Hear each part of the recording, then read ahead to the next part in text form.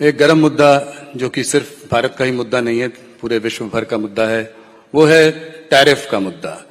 तो ये जो टैरिफ वॉर चल रहा है इस वक्त, उसका भारत पर क्या असर होगा, आप ये जरा सा समझाएं। देखिए, असर का आकलन करने के लिए बहुत जल्दबाजी होगी।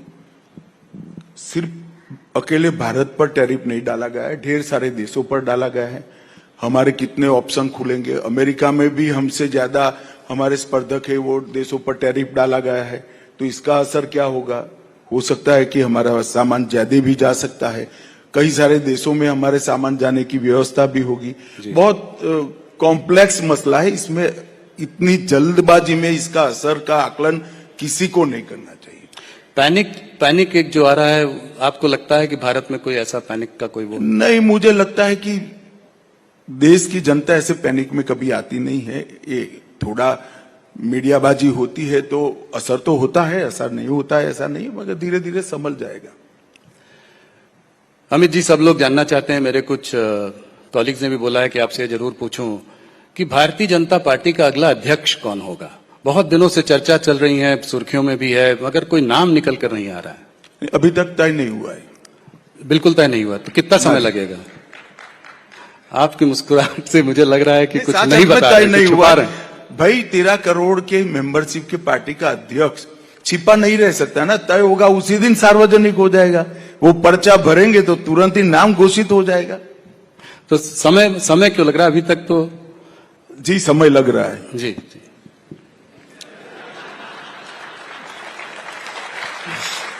मुझे याद है एक बार मैंने इनसे ज्यादा सवाल पूछा था कि कितने टिकट बटेंगे, किसको क्या मिलेगा। कहता है जब होगा तो आपको भी बुला लेंगे तो आपको पता चल जाएगा। अमित जी, दिल्ली हाईकोर्ट के एक जज के घर में आग लग गई, आउट हाउस में आग लग गई, तो उसमें भारी मात्रा में कैश करेंसी बरामद हुई। तो मेरा सवाल यह है कि इस तरह का एक चित्र देश के सामने आया है, तो क्या आप संतुष्ट हैं कि इसके पीछे क्या कार्यवाही चल रही है, क्या होना चाहिए, कैसे लोगों को विश्वास दिलाया जाए कि देखिए, परंपराओं से जो परंपरा अब तक बनी है वो ये है कि जुडिशरी की जांच में इनिशिएटिव, अगर हाईकोर्ट जज के लिए कोई मसला खड़ा होता है तो सुप्रीम कोर्ट के सर्वोच्च न्यायाधीश ने लेना होता है। उन्होंने एक कमेटी बनाई है। हमें ये न्यायिक प्रक्रिया पर, सुप्रीम कोर्ट की प्रक्रिया पर भरोसा रखना चाहिए। इसकी रिपोर्ट आएगी तो काफी सारी चीजें स्पष्ट हो जाएगी। मगर मैं इतना कहना चाहता हूं, उन्होंने कमेटी बनाने के निर्णय करने में कोई तक देरी नहीं की है, और मैं आशा करता हूं कि जल्दी, क्योंकि पूरी जनता भी इसको बहुत गंभीरता से देख रही है, तो जल्दी ही ये कमेटी की रिपोर्ट, और उसके बाद ऐसा भविष्य में न हो इसके लिए क्या कदम उठाए जाए वो सुप्रीम कोर्ट की ओर से सार्वजनिक होगा। हम भी राह देख रहे हैं, आप भी राह देखो। एक जुड़ा हुआ सवाल जुडिशरी पर, हायर जुडिशरी के जो अपॉइंटमेंट प्रोसेस का एक सवाल काफी मुद्दा चल रहा है। एनजेसी की भी बात हो रही थी, सुप्रीम कोर्ट ने उसको अनकॉन्स्टिट्यूशनल बताया। इस पर आपका व्यक्तिगत क्या मत है? देखिए, मेरा व्यक्तिगत कोई मत नहीं हो सकता, क्योंकि मैं एक पार्टी से बंधा हुआ व्यक्ति हूं।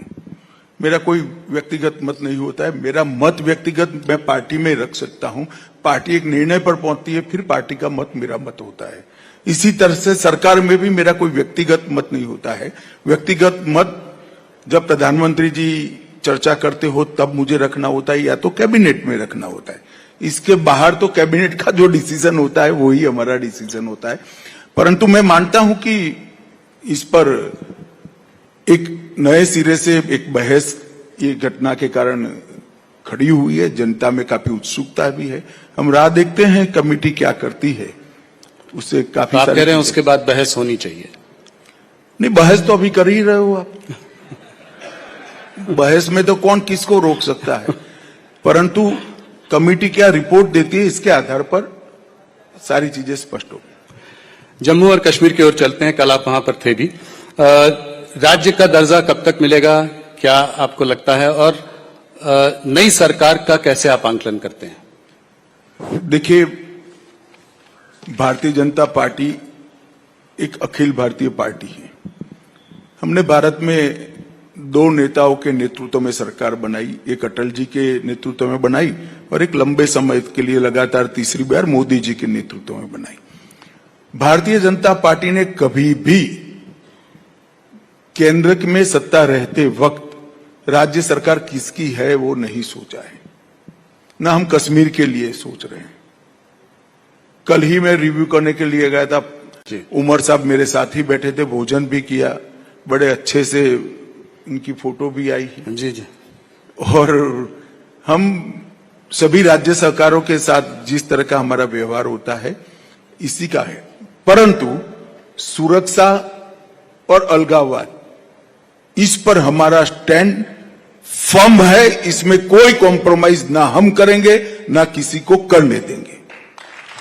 अभी कठुआ क्षेत्र में कुछ घुसपैठी की घटना जरा सा सामने आई है, इसमें कुछ आपको लगता है ये पाकिस्तान स्पॉन्सर टेररिज्म टाइप के कुछ? नहीं, घुसपैठ तो पाकिस्तान के अलावा रसिया से कैसे हो सकता है, वहीं से हो सकता है, और ये तो सालों से कर रहे हैं। मगर देश के जवान बहुत मुस्तैद है, देश की सरकार भी मुस्तैद है। हम यहां पर कोई कांड नहीं करने देंगे, और करेंगे तो दंडित भी करेंगे उनको। अमित जी थोड़ा इलीगल माइग्रेशन की ओर चलते हैं। ये मुद्दा जो है आपने भी कई बार उठाया है, खासकर बांग्लादेश में जहां तख्ता पलट होने के बाद सर ये बढ़ा है, तो इस पर क्या कदम उठाएंगे कि ऐसा ना हो? इसको हम कैसे टैकल करेंगे? देखिए, सबसे पहले तो मैं इसके लिए बंगाल की जनता को विनती करना चाहता हूं, आने वाले चुनाव में भारतीय जनता पार्टी की सरकार बना दीजिए, ये समस्या वहीं से समाप्त हो जाए। इसलिए क्योंकि ममता जी हम पर आरोप लगाती हैं कि भाई बीएसएफ बॉर्डर को देख रही है और आप कैसे घुसपैठ हो रही है, और बंगाल से दिल्ली तक, बंगाल से जम्मू तक कैसे पहुंच जाते, भारत सरकार क्या कर रही है? पूरे देश को मालूम है कि बॉर्डर पर फेंसिंग करने के बाद भी लगभग 250 किलोमीटर बॉर्डर ऐसी है जहां फेंसिंग हो ही नहीं सकती। नाले हैं, बड़ी बड़ी नदियां हैं जी, विकट भौगोलिक परिस्थिति है, और 400 किलोमीटर बॉर्डर ऐसी है जहां पर बंगाल सरकार हमें फेंसिंग करने के लिए भूमि नहीं दे रही। अब जिस बॉर्डर में 600 किलोमीटर खुला रह जाए, वहां घुसपैठ का रोकना बहुत दिक्कत होता है। मूसलाधार बारिश में, ठंड में, गर्मी में नदियों के नाले खुले हैं, वहीं से आते हैं, न जाने घने जंगलों से। परंतु मैं एक छोटा सा सवाल देश की जनता के सामने, सवाल और स्पष्टता दोनों रखता हूं।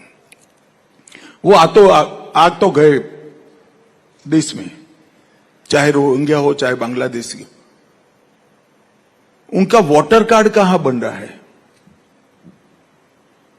जिसको लेकर वो पूरे देश भर में उत्तराखंड तक और कश्मीर तक ट्रैवल करते हैं? वो सारा वोटर कार्ड बंगाल के 24 परगना जिले से ही बनता है। हजारों पकड़े गए बांग्लादेशियों के पास से जो दस्तावेज मिलता है, जिला भी नहीं बदलते, इतना बेखौफ हो गए। सभी के फर्जी वोटर कार्ड, फर्जी आधार कार्ड, वो 24 परगना जिले के। और अब मैं ममता जी को पूछना चाहता हूं, किसकी जिम्मेदारी है? कोई विदेश से आता है, घुस गया, चलिए, इसकी जिम्मेदारी जनता तय करेगी। मगर घुस कर गांव में आया, क्या पटवारी को मालूम नहीं पड़ेगा कि गांव में 25 लोग नए आ गए हैं? क्या पुलिस वाले को मालूम नहीं पड़ेगा? कौन इनका आधार कार्ड बना रहा है, कौन उसका वोटर कार्ड? और वो कहती है आधार कार्ड भारत सरकार की एजेंसी अंततोगत्वा कलेक्टर होता है, जो आपके अधीन है। इलेक्शन कमीशन की भी एजेंसी तो कलेक्टर ही होता है, जो आपके अधीन है। परंतु ये सब इंडिया अलायंस की पार्टियों को उसमें अपना वोट बैंक दिखाई पड़ता है। तो इसका समाधान अब आसाम से क्यों बंद हो गया? जी, देखो भाई, समाधान तो हम जरूर ढूंढेंगे, मगर मैं तो इस मंच का उपयोग कर बंगाल की जनता को कहता हूं, इसका एक सरल समाधान है। इस बार कमल फूल की सरकार बना दीजिए, अपने आप समाधान आ जाएगा। क्या लगता है अगले चुनाव में भारतीय जनता पार्टी की सरकार बनेगी? पिछली बार भी बहुत वो था, पर आप लोग सरकार नहीं बना पाए, और लोकसभा के चुनाव में भी धक्का लगा है आपको वहां। देखो भाई, ऐसा है, हमारे 4 मेंबर थे, मैं मीडिया का रुख जिसमें आप भी आ जाते हो वो समझाता हूं। हमारे 4 मेंबर थे, 4 से 77 हुए, हमें झटका लगा। जिस कांग्रेस पार्टी ने 23, सुनो ना यार, जिस कांग्रेस पार्टी ने 27 साल राज करा, ये 0 हो गए, उनको झटका नहीं लगा है। जिस कम्युनिस्ट पार्टी ने 27 साल राज करा, वो भी 0 हो गए, झटका नहीं लगा है। भाई 4 से हम 77 पहुंचे एक चुनाव में, तो 77 से कितना होता है जरा गुणाकार करो। सरकार बनती है और कई सरकार हमने बनाई है। नहीं 77 तो बहुत बड़ी आपकी वो थी, बहुत अच्छा प्रदर्शन रहा था। मैं ये कह रहा था कि अगला चुनाव को अगर देखें तो इस बार के लोकसभा चुनाव में ज्यादा अपेक्षा थी, कम सीटें आई। स्वाभाविक रूप से कम हुई है, मगर हमने इसके बाद में काफी हमारे संगठन का विस्तार भी किया है, सदस्यता भी की है, ड्राई एरिया में भी सदस्यता करी है, हमारे फुल टाइमर भी निकले हैं और हम इसको अच्छे से देख रहे हैं।